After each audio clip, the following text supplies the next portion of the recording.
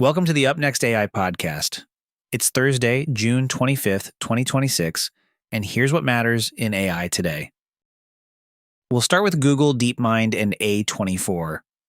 According to Wired, Google DeepMind has made a $75 million investment in A24 in what A24 described as a research partnership. The companies are working together through A24 Labs to create new filmmaking tools and workflows. Why this matters is bigger than one studio deal. It's another sign that major AI companies are moving beyond software products and deeper into the cultural industries that shape taste, distribution, and creative workflows. Wired frames this as part of AI companies deepening their influence in Hollywood, and that's the real takeaway here. A24 says this is not about handing artists finished tools from the outside, but about helping shape what gets built. And just as important, the reporting makes clear this is an investment and research partnership, not an acquisition, and not evidence that Google now controls the studio. The broader context in the piece is also striking. It mentions several other money figures floating around the AI and entertainment conversation, including $300 million, $1 billion, and $18.5 million. The specific details vary across those examples, but the pattern is clear. AI money is showing up in media in a much bigger way. So the headline here is simple. Google DeepMind's $75 million move into A24 is one more sign that the AI race is no longer just about models and cloud credits. It's also becoming a fight over creative infrastructure and influence. Next, a paper on AI security that feels especially practical. Researchers posted a paper called Detect, Unlearn, Restore, focused on defending text summarization models against data poisoning. The problem is training time poisoning during fine-tuning, when someone manipulates the examples used to tune a model, so the system later produces biased, harmful, or distorted summaries, even while standard evaluation still looks mostly normal. The authors say poisoned document summary pairs can show unusually high training influence in white box settings, which means if you can inspect the model and training process, you may be able to spot suspect examples. In black box settings, where you do not have that internal access, they say poisoned models become 2 to 3 times more sensitive to meaning-preserving perturbations, which gives you a way to audit behavior from the outside. What makes this stand out is that the paper does not stop at detection. Across 9 architectures and 6 benchmark datasets, the authors report 85 to 92% detection precision and say gradient ascent unlearning restored up to 96% of original behavior with less than 0.6% rouge degradation. In plain English, the researchers are arguing that poisoned summarization models leave fingerprints, and that in many cases you may be able to detect the damage and roll it back without retraining from scratch.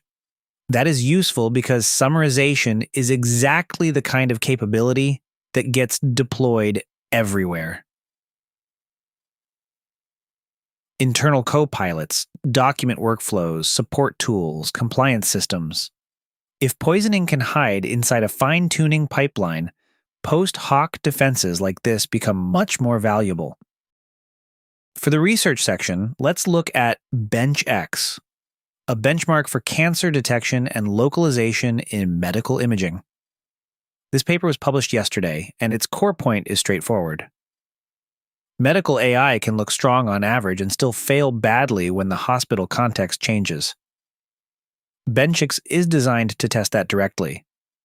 The benchmark covers 85,355 CT scans and evaluates 12 tumor detection models across factors like tumor size, location, patient subgroup, and imaging protocol. The paper says performance can shift when demographics differ or when scan setups change, for example, across contrast phases, ages, or sexes. One especially important result in the paper is that models optimized for average accuracy performed poorly in rare or underrepresented groups, including young female African American patients. The researchers also say large language models were used to extract and organize subgroup information from clinical data so the analysis could be scaled and reproduced. The key term here is protocol bias, basically changes in how scans are acquired or processed that can quietly change how well a model works. Bottom line, BenchX argues that if you only test medical AI on clean, average case data, you can miss exactly where it is least reliable. For clinical AI, subgroup level and protocol level evaluation is not a nice to have. It is the real test. Are you building apps with voice?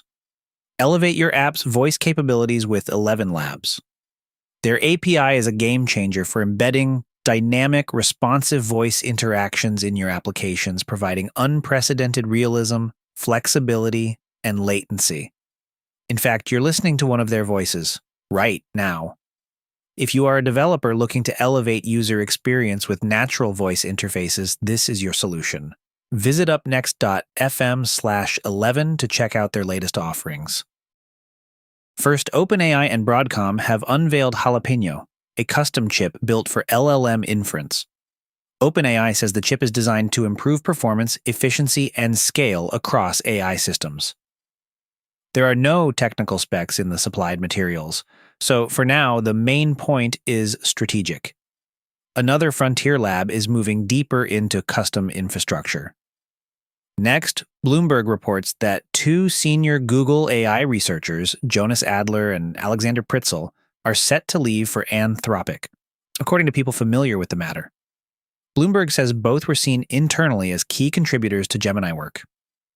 Google DeepMind's CEO Demis Hassabis, speaking this week, described the market for AI talent as ferociously competitive. And finally, a nice practitioner note from Simon Willison. Inspired by Mozilla's new MDN MCP service, he says he tried converting MDN's browser compatibility data into a SQLite database. The project also used AI-assisted tooling to help build the workflow, and the resulting database is available in a form that can be explored in the browser.